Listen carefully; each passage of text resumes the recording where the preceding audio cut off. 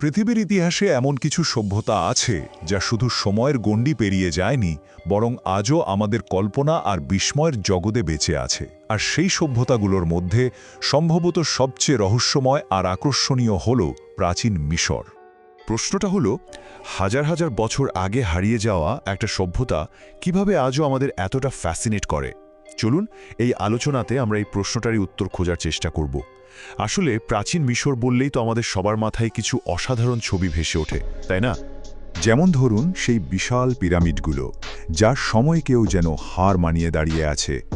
আজকের দিনের ইঞ্জিনিয়ারদের কাছেও এগুলো এক বিরাট বিস্ময়।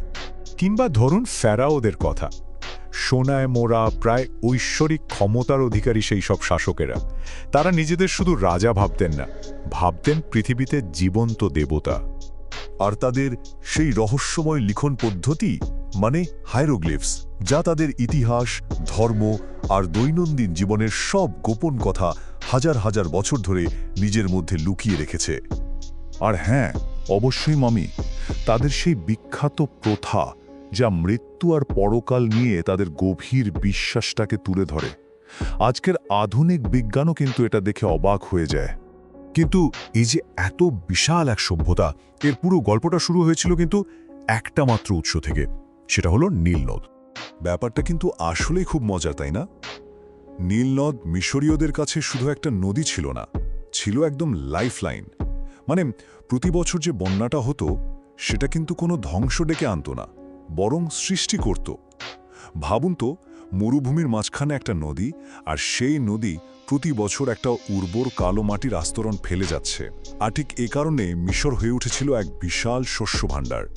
বলা যায় এই কৃষিভিত্তিক সমৃদ্ধি কিন্তু ছিল তাদের গোটা সভ্যতার ফাউন্ডেশন। তবে একদম শুরুতে কিন্তু মিশর এক ছিল না। এটা দুটো প্রতিদ্বন্দ্বী রাজ্যে ভাগ করা ছিল। দক্ষিণে ছিল আপার ইজিপ্ট বা উচ্চ মিশর, যারা রাজনৈতিকভাবে খুব শক্তিশালী ছিল। আর উত্তরে ছিল লোয়ার ইজিপ্ট বা নিম্ন মিশর, যেটা ছিল অর্থনৈতিকভাবে দারুণ সমৃদ্ধ। এরপর প্রায় ৩১০০ খ্রিস্টপূর্বাব্দে রাজা নারমার এই দুই মিশরকে এক করে ফেলেন, আর তিনিই হন ইতিহাসের প্রথম ফেরাও। এই এক হওয়াটাই ছিল প্রাচীন মিশরের সেই ৩০০০ বছরের লম্বা আর গৌরবময় সফরের আসল শুরু। চলুন এবার আমরা একটু সময়ের সাগরে ডুব দিই আর চলে যাই ওল্ড কিংডমে। এটা ছিল মিশরীয় শক্তির প্রথম স্বর্ণযুগ, আর এই যুগটা আজও বিখ্যাত হয়ে আছে তার অবিশ্বাস্য সব স্থাপত্যের জন্য। ফেরাওদের এই যে দৈব ক্ষমতার ধারণাটা, এটাই কিন্তু ছিল তাদের শক্তির আসল উৎস।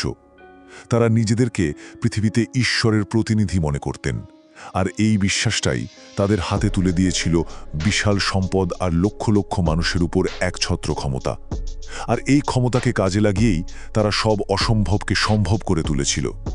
আর এই ক্ষমতারই সবচেয়ে বড় উদাহরণ কোনটা বলুন তো? অবশ্যই গিজা গ্রেট পিরামিড। এটা বানানো হয়েছিল ফেরাও খুফুর জন্য, আর এটা বানাতে শুনলে অবাক হবেন, প্রায় ২৩ লক্ষ পাথরের ব্লক লেগেছিল। কয়েকটার ওজন তো ছিল ৮০ টন পর্যন্ত। একবার ভাবুন তো, আজকের দিনের মতো কোনো ক্রেন বা আধুনিক যন্ত্রপাতি ছাড়াই তারা কিভাবে এতটা নিখুঁত একটা স্ট্রাকচার তৈরি করলো। এটা আসলে শুধু একটা কবর ছিল না, ছিল ফেরাওয়ের ঐশ্বরিক ক্ষমতার এক বিশাল বিজ্ঞাপন। মিশরের ইতিহাসটা বুঝতে হলে এই টাইমলাইনটা খুব সাহায্য করে। এটা আসলে শক্তিশালী আর একীভূত রাজ্যের পর বিশৃঙ্খল সময়ের একটা চক্র। যেমন দ্বিতীয় অন্তর্বর্তী পর্যায়ে হিকসোলসদের মতো বিদেশি শক্তি মিশর আক্রমণ করে বসে। এই আক্রমণটা মিশরীয়দের একটা বড় শিক্ষা দিয়েছিল, টিকে থাকতে হলে শুধু রক্ষণ করলে হবে না, আক্রমণও করতে হবে। আর এই শিক্ষা থেকেই জন্ম নেয় তাদের ইতিহাসের সবচেয়ে শক্তিশালী পর্যায়টা। এরপর আমরা প্রবেশ করব নিউ কিংডমে, মানে নব্য রাজত্বে। বিদেশি শক্তির আক্রমণ থেকে শিক্ষা নিয়ে মিশর এই সময় হয়ে ওঠে এক আক্রমণাত্মক আর সাম্রাজ্যবাদী শক্তি। এই সময়ের ফেরাওরা ছিলেন একজন দুর্ধর্ষ যোদ্ধা। যেমন ধরুন তৃতীয় থুতমোস। তিনি একটার পর একটা মোট ১৭টা সফল সামরিক অভিযান চালিয়ে মিশরীয় সাম্রাজ্যকে তার সবচেয়ে বড় আকারে নিয়ে যান। তার সময়ে মিশর প্রাচীন বিশ্বের এক অপরাজেয় সুপার পাওয়ারে পরিণত হয়েছিল। তবে নব্য রাজত্বের সবচেয়ে বিখ্যাত ফেরাও যদি কাউকে বলতে হয়, তিনি হলেন দ্বিতীয় রামেসিস, যিনি রামেসিস দ্য গ্রেট নামেও পরিচিত। তিনি ৬৬ বছর ধরে শাসন করেছিলেন। ভাবা যায়, আবু সিম্বেলের মতো বিশাল মন্দির বানানো থেকে শুরু করে কাদেশের যুদ্ধের পর হিট্টাইটদের সাথে বিশ্বের প্রথম লিখিত শান্তি চুক্তি করা পর্যন্ত তার কীর্তি আজও অমর হয়ে আছে। কিন্তু মিশরীয়দের স্থাপত্য বলুন, যুত্র বা সম্পদ বলুন, এই সব কিছুর পিছনে যে মূল চালিকা শক্তিটা ছিল, তা হলো পরকালের প্রতি তাদের গভীর বিশ্বাস। তাদের কাছে মৃত্যু মানেই কিন্তু সব শেষ নয়, বরং অনন্ত জীবনের পথে একটা নতুন যাত্রার শুরু। তারা বিশ্বাস করত যে পরকালে আত্মার ফিরে আসার জন্য শরীরটাকে অক্ষত রাখাটা খুব জরুরি। আর এই কারণেই তারা এই জটিল মমিকরণ প্রক্রিয়াটা আবিষ্কার করে।